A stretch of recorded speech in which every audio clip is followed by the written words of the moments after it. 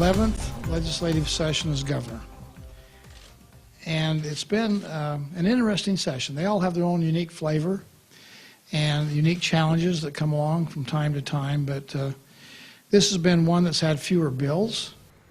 The 2020 Utah legislative session is coming to a close, and it's the final one for Governor Gary Herbert. This session, lawmakers have passed bills on abortion, air quality, and education funding, sending those bills to the governor for his signature, which has to happen before April 1st. Now, many bills have made their way through the legislative session this year, including a big one about affordable housing. Senior political correspondent Glenn Mills joins us live now with more on that bill and the finale of this year's session. Glenn?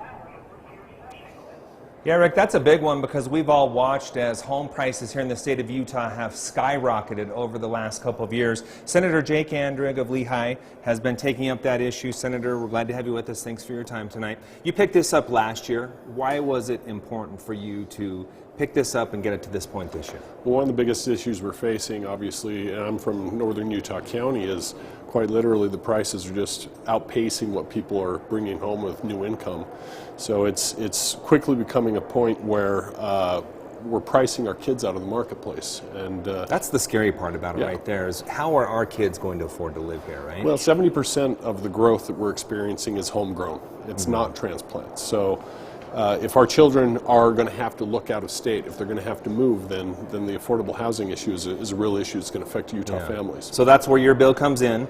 You got $10 million for it this year. How will that money be put to use? It's going to be used in two ways. First, $5 million of it can be leveraged with private activity bonds that we estimate we can generate about $80 million to help with gap financing. We think that can build right around 1,500 units throughout the state. And then the other $5 million is going to be used for preservation of existing units that are kind of older, so that the developers don't come in, buy them, renovate them, and then rent them out at $1,800 a month. So, so the state would actually be doing that instead? No, they'd be working with a partnership, public-private partnership with the Utah Preservation Fund that was just created, the Zions Bank, IHC, and Clark Ivory's group at Ivory Homes. Okay, so you were hoping for more money, but $10 million, you got that, you're happy with that.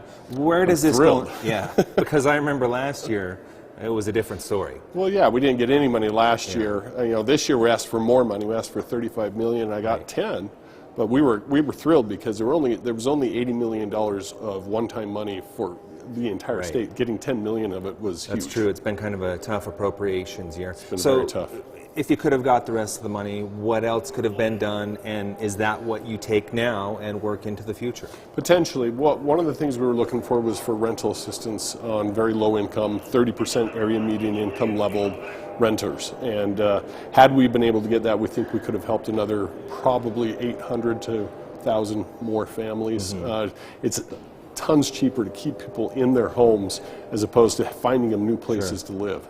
So what kind of an impact do you think this can have moving forward? Can we start to get more people in homes? I mean, well, from what we know, the prices are going to continue to appreciate. Well, the prices are going to keep going up. And let's be clear here. If the Kempsey Gardner Institute study says that we're about 55,000 units short, supply versus demand, that's like a $3.5 billion difference. We're not going to make that up by government. So this is going to focus on about 10% of the problem. And it's going to help the lower median income level. It's going to be really impactful, but it's far from being a comprehensive. All right. But at least it's a step, and that's something good as we take a look at what's going on in our communities. All right, Senator, thanks so much for your time. I appreciate it. My pleasure. A couple more hours left in the legislative session, but this bill has already made its way through the legislature, now on its way to Governor Gary Herbert.